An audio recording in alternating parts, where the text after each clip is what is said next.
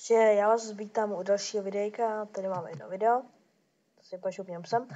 A dneska vám ukážu, jak nejlépe stavovat hry přes internet. Jsme na warforum.cz a tady úplně malinký let's play. Tady se zaregistrujete, dáte třeba hry a tady dáme dolů. No, tady máte všechny hry, třeba vás baví, tak tady si můžete vybrat ještě z mnoha